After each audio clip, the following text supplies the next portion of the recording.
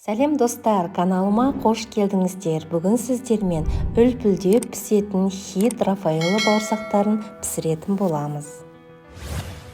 Ол үшін бізге 200 грамм жылы сүтімізге 200 грамм жылы суымызды құямыз.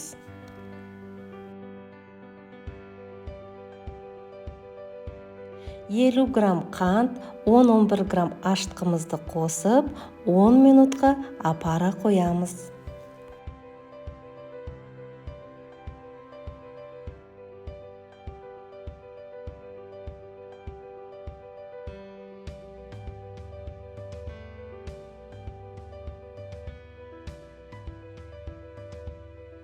Он минутта біздің апарамыз жақсы көтерілді, ашытқы өзінің жұмысына кірісе бастады. Енді бір дана жұмыртқамызды, бір дана ванилинімізді қосып, араластырып, оның үстіне 50 грамм майонез, 100 грамм сары майымызды қосып, араластырып аламыз.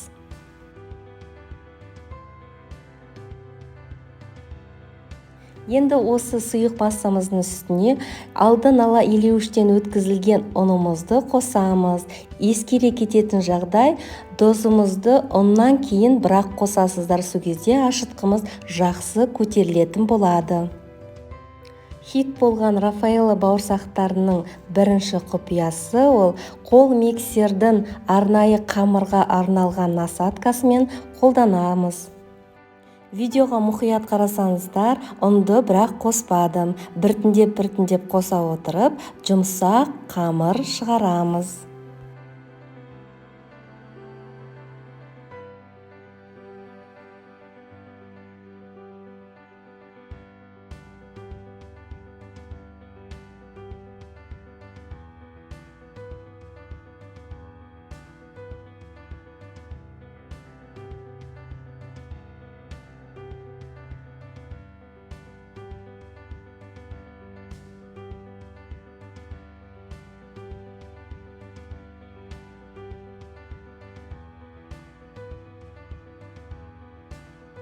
Қамырымыз дайын болды. Енді өте жұмсақ былқылдап шығу үшін лақтыру техникасын қолданамыз.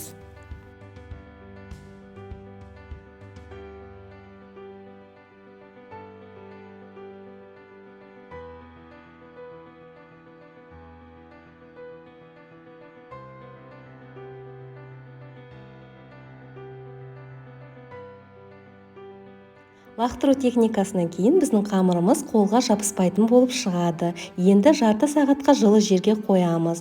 Ол үшін мен ыдысымды кішкене майлап алдым.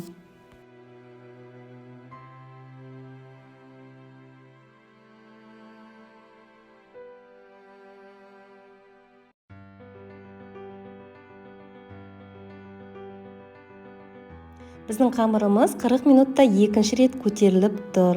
Қамырымыз 2 есеге ұлғайды. Енді осы қамырымызды жазуға ыңғайлы болу үшін 2 бөлікке бөліп аламыз. Бауырсағымызды жазғанда қатты жұқа емес, қатты қалың да емес етіп жазуымыз керек.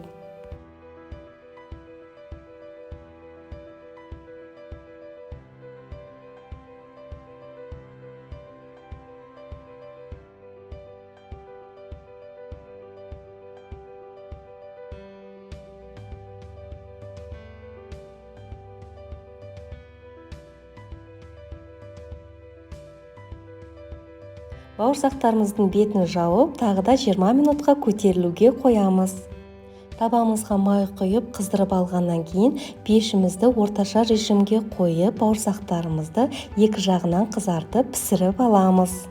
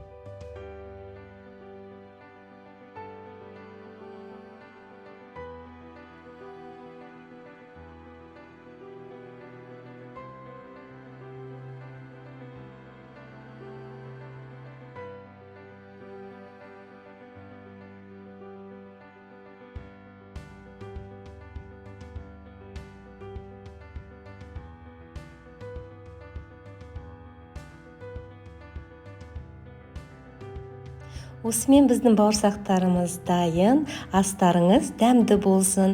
Егер де осы видеом сіздерге ұнаған болса, каналыма тіркеліп, мына қоңырауша белгісін басып қойсаңыздар, келесі шыққан видеомды бірінші болып көретін боласыздар. Сіздермен болған Нұржамал.